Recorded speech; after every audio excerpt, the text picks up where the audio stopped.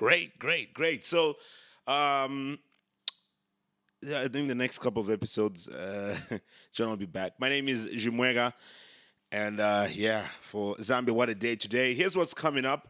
One of the biggest stories that has been really a conversation in the country is around the Zambian government winning a case and the court ordering the release of former President Edgar Lungu's body. But what was also quite interesting was the family of the late president appealing the judgment by the Pretoria High Court. So that's something we'll be talking about soon. But also, an interesting story coming through from CHUNGA, where stone mining at Old CHUNGA Cemetery has raised concern. Let's get straight into it. Starting off with this investigation that, as Diamond TV, we've been carrying out, revelations uncovering ongoing stone mining activities at the Old Chunga Cemetery in Lusaka, sparking outrage and concern among residents. So, large sections of the barrier site have reportedly been disturbed, with miners extracting stones and engaging in blasting operations within and around the area. So the Lusaka City Council says it is unaware of the activities but has pledged to carry out its own investigation and on-site inspection to establish the extent of the operations. Some residents have complained of being inconvenienced when passing through the area due to loud blasts. And community members are now calling on authorities to intervene immediately, saying the situation not only disrespects the dead, but also poses safety and environmental hazards to people living nearby. Let's take a look. The quiet grounds of the Old Chunga Cemetery in Lusaka have become shaken literally by revelations of stone mining activities taking place within its vicinity. A Diamond News investigation has exposed how individuals are extracting stones from the burial site, with reports of blasting operations sending shockwaves, both physical and emotional, through the surrounding community. Residents say they have been left inconvenienced when passing through the area, complaining of loud explosions, dust, and flying debris. For many, the greatest concern is the possible disturbance of graves and the discretion of a sacred resting place. Manda ngati kudala sibenza ogulisa but apa muntu wanu ngahafa nishimwabwera mwagula po muyika iyi manda iyi so nga mwagula sibachitapo myala futi sibahikapo winango chivuka nishimwagula monga mwagula grave site. Oh, so aba bamyala wanawapasa license kuli bakanso. So umo mwamene bachitira myala mwamene banayika bakudala maningi. Olo 30 years ago, 40 years ago. Mwevende umo. But ukukwa nyuwanu bagula. Chimwagula po yika muntu. Nga mwagula mwamuyika sibabwero chitapo vilivolo. Sifanga sense and then kairi ngampita bakuyimilikani paje imilirani. Then basize vewachita first. Atibayo bakaliza tumapata tungachite bantu. Kaili bena umebinde muwapezera ndrama. The Lusaka City Council says it is not aware of the mining operations but has promised to undertake its own inspection to assess the extent of the activities. We are going to go on the ground and do an investigation. We are going to go on the ground and verify if such a thing is happening. For now, these activities will continue until the local authority moves in to correct the situation. Victoria Kayeye Yambani, Diamond News. So that's the story coming through from Old Chunga. Well, the LCC say they are, well, they're nowhere. They're hearing about this for the first time from the media, but we'll follow up on this. And it will be interesting to find out what the investigations, what the revelations will be coming through from the Lusaka City Council. But I think this speaks into a broader conversation really around how people will do things to earn a living, and mining activities seem to be the center of attention now. They seem to be the focus. Well, they have been for a while, but I think we've been seeing a lot of people engaging in mining activities that are not exactly really designated or that are acceptable by the powers that be, the authorities, the ministry in this case, the Ministry of Mines and Minerals Development, the government in general. All right, we've been recently talking about Mufumbwe and what's been going on in Mufumbwe. We've seen people have died in the process, lives lost. Chingola, we've seen people also lose lives there. Riots where people have been stopped and they get to riot. So people have come to realize that it shows that we really have a lot of natural resources. We have a lot of mineral resources, to be particular, in Zambia. And people get to make these discoveries and will carry on with that. They don't really care what the circumstances or the surrounding issues are around that. As long as they're able to get those minerals and make money out of it, they will be doing whatever they have to do there. So in this case, from what we've gotten from our report here, is that there have been stone mining activities. Now, the thing is, it's at the cemetery. And that's why some members of the community were complaining that, let's have respect for the dead. People are resting there. But then others others argue saying, oh, people have died. So what? They've died. That's it. They're not coming back to life. Their bodies are, and it sounds very, very offensive, but yeah, their bodies are rotting there. Others have been there for a while. The state of their remains is a whole different situation. The bodies have decomposed. So, and we've seen these things happen where what was a gravesite or what was a cemetery turns into something else, right? Becomes a commercial property. We've seen that happen in Zambia, right? We know these places. This is a number of years that's supposed to happen. Yeah. So, still. I just think, in general, a lot of people don't, it might sound a little bit offensive, but a lot of people don't respect their own dead. So how do you expect somebody else to respect your dead? I don't know if it's making sense. Because if you go to a lot of the cemeteries, you find the grass is overgrown, these places are not kept in pristine condition, and this is a private cemetery. Then you expect somebody, because how are they even going to know it's a grave? You know, if you keep the place clean, you frequently visit, because you don't frequently visit, you visit when the memorial is there, you don't know the state of the tombstone, so there's no way a stranger in the road is going to respect that place if the people that have buried loved ones there don't respect it. So if people are finding resources there, it now becomes a different situation. Like, hey, are we going to sleep on money? Because people are sleeping here, are resting here. Let's do what we have to do. Yeah, and I guess that's what the situation is for some of the people there. And, I mean, people can go to great lengths to ensure that they're able to make money. Let's look at our unemployment levels, our poverty levels in this country as a developing nation. People really don't, care how they make their money. And in this case, they probably feel like they're not stealing. Just like, hey, we're going around this place, whatever we can find, let's make money out of it. So that's what's going on there. But we'll see how the authorities get to react. And, if residents can complain, by hearing blasts, all of a sudden it's just poof.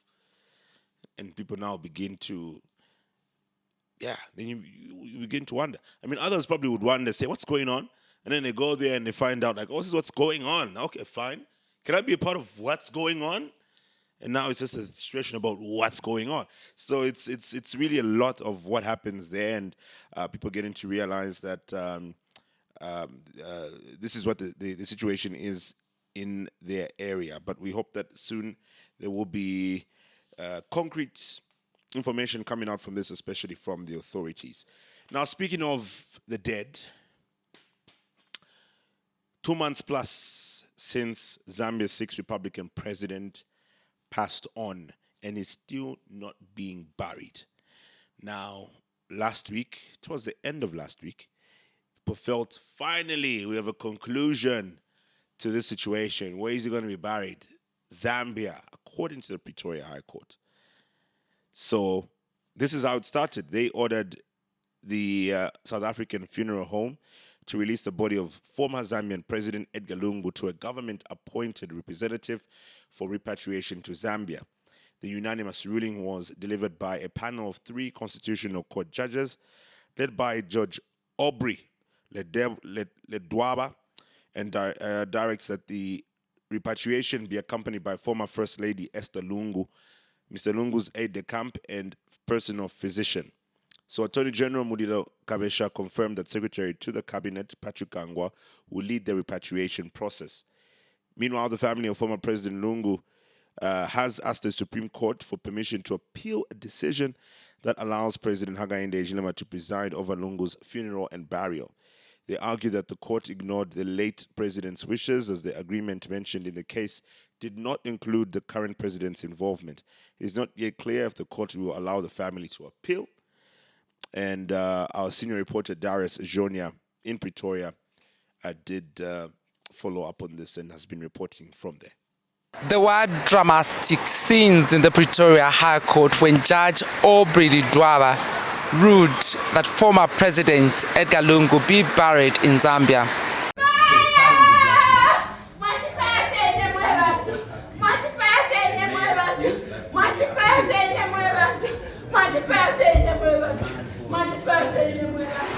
The Lungu family were against his repatriation as well as a burial in Zambia, accusing the Zambian government of having poorly treated him.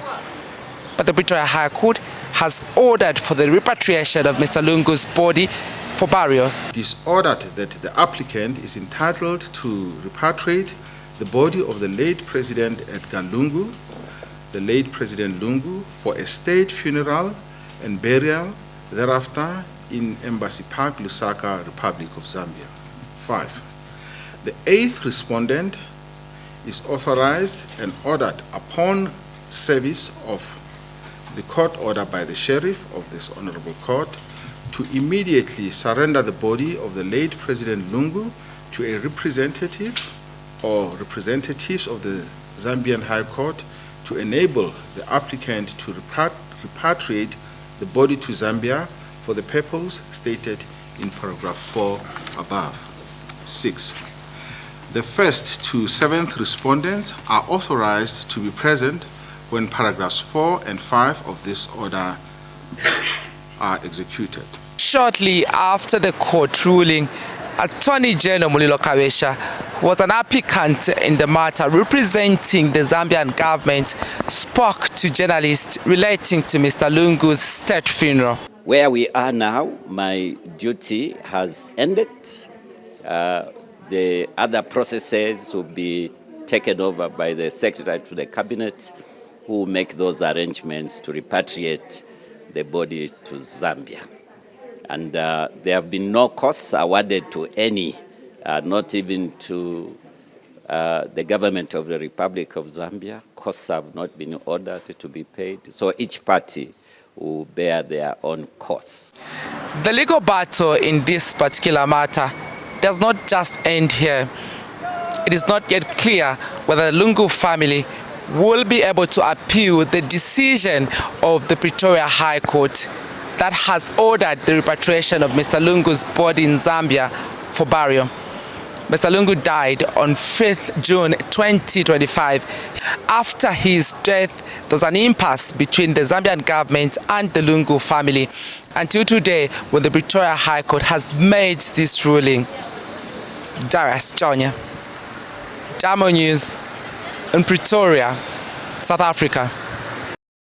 So that's what's coming through from South Africa, the court judgment, and what we got to hear from the Pretoria High Court. And I think it raised a lot of talk in the country. Oh, finally. Oh, but let's not forget about the drama. My goodness.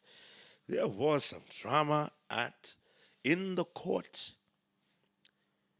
Ms. Bertha Lungu, who happens to be the elder sister of former President Lungu, could not hold back her words or her emotions. She had a lot to say. Let's take a look at this video.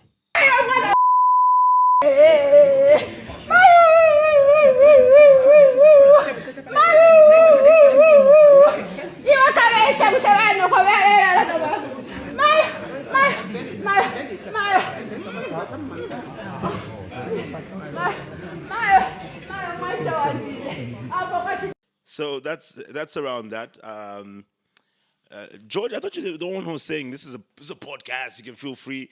You can wear shorts. You can do what. But George is now was feeling skeptical about the video. Like, oh, do we really have to play that video?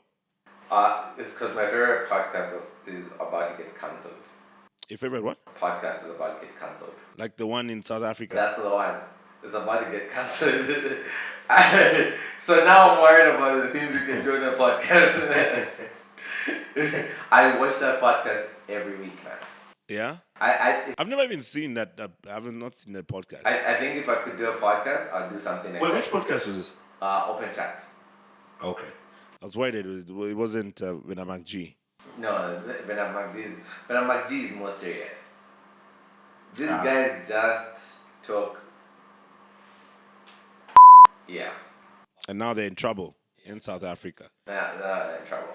Yeah, but look, with what we saw from the elder sister to the late former president, I mean, yeah, she couldn't keep her cool. She had to be held by her mouth from saying even more things. But also, I mean, what was quite interesting was the response by the Attorney General. So this was being said while he's speaking to the media. He's talking to the media, and he's being insulted the other side. Right now we're going to leave it to Secretary to the Cabinet to handle the proceedings. In the background, and he's just there being calm. So if the family decides to appeal, but he's being insulted in the back. How many people can have that composure? How many people can have that composure? But afterwards, I think he did an interview with one of these media outlets and one of his online media platforms, and he said something to the effect that, look, they're a grieving family, and a grieving family sometimes get to say things that they shouldn't say, but they're grieving. So some people have commended him for saying that as an attorney general. Others saying, well, the fact that you were able to even keep your cool like that, Mister, you deserve an applause.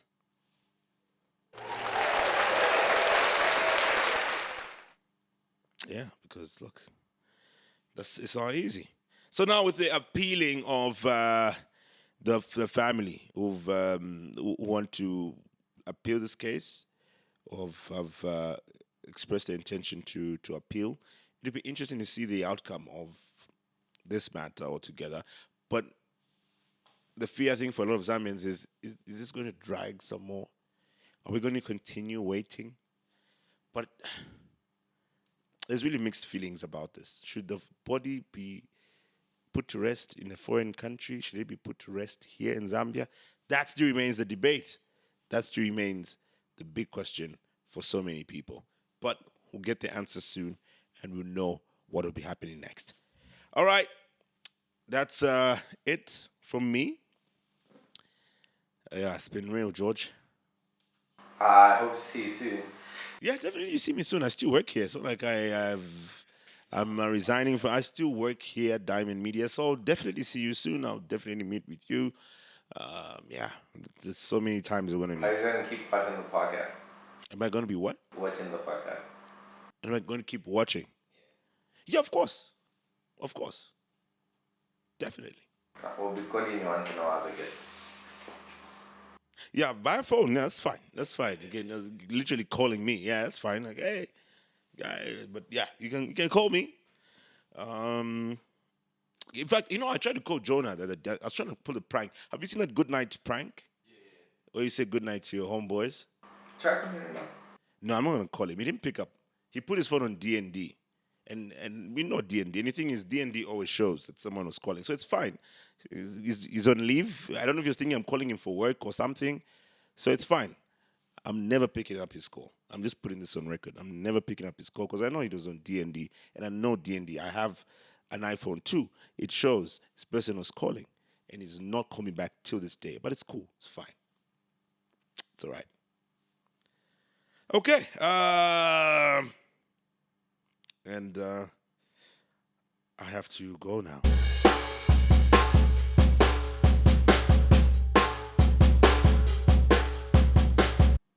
Oh, no. This is the wrong thing. I was thinking this is like a drum roll. So I by the way, I also stole this concept. And I'm using it for radio now. So I've gotten all of these. Well, some of these, the ones that are necessary. Like I got the applause. What was that applause? What was that? I think technically all I've gotten is the heartbeat. And it's good for stories. Like I was telling a story about how. Did you see Diamond Platinums? He had revealed that he knows that some of his kids, the kids he's raising, are not his. Oh my God, that's crazy. Yeah. And he said he secretly took his kids for DNA testing, and he found out, but he never said anything. He never told like the mothers or anything. Just continued taking care of the children. Now imagine how many men can do that. But I was just trying to imagine like the situation where he goes for the DNA testing, and then now he's waiting for the results. I remember he did prank us that you take your kid for DNA testing like once. And because of that, so many people think that I actually did it, right? And I've gotten so many people who asked me, how can I do this? Where can I go? I'm just like, to be honest, I don't even know, really. I never really did that. But I think it'd be interesting. I've never really found out, like, the processes of DNA testing, what's... The guy from Zimbabwe actually has something. Yeah, he has something here.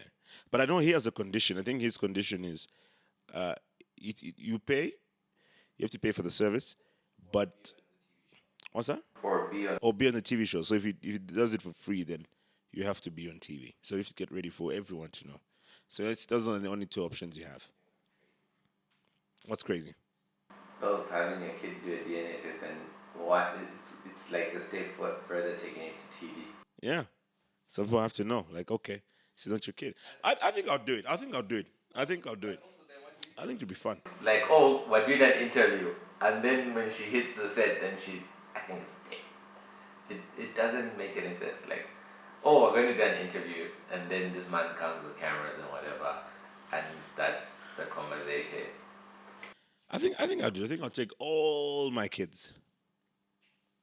All your kids. All my kids. As the father of the nation. Yeah. We need to reduce on the alimony. I mean, it could also increase because they're it could go 50-50. It could be more, it could be less. So maybe like others will be like cut off, then others will be included. They'll be like, the ones you said no to, like, oh, that's actually for real. And the others like, I thought this was. So no, but I'll do it. I think next I need to call him. I need to get in touch with him. Let me do it. And then now, crazy thing you find is all of them are yours now. Oh yeah, that's the thing. Oh, okay, yeah, but I think I'll do it. I'll do it. Okay, that's that. Oh, also, Nick Cannon also spoke about it. Yeah, he said disadvantages of like being him, and he said something to the effect of he wouldn't want his daughters to marry a man like him. I wouldn't want my daughters to marry a man like him. Yeah, I think a lot of men wouldn't want their daughters to marry a man like them, eh? I think, yeah. No, but I would actually want I would actually want my daughter to marry someone like me. I actually would. I actually would want my daughter to marry someone like me. Yeah, but that's the thing, like, and that's why they say like love is sort of like a choice. Yeah, I think I agree. Love is a choice. I love this new Makitu song. Zwad, it features Glorious Band, and he says something like that. He says a line like that because love eventually becomes a choice. Yeah, because what you get to experience with love is that because you won't always have like that feeling about the person, right? Because you have situations where you sort of sometimes you can even get tired of the person, get tired of being around the person, but then love involves you like you still choose that person. Like despite everything, you begin to to choose that person. Yeah, but I think the feeling of love itself is not a choice. It's just something that sneaks up on you, right? Because of maybe routine or just something. You see something, right? But when you're in love, then it's different. Then you are just gone. So you choose to stay, but you don't choose to start loving somebody. And yeah, so I said, I think it eventually becomes a choice. I think eventually becomes a choice. Because even when you love that person, you still have to make certain choices. Like, okay, fine, I'm going to marry. I have to be in a serious commitment with this person. So you choose to always stay. Yeah. Choose to make a serious commitment. You choose when you fight. So I've been in a relationship is nice. When you fight, you can just stop talking.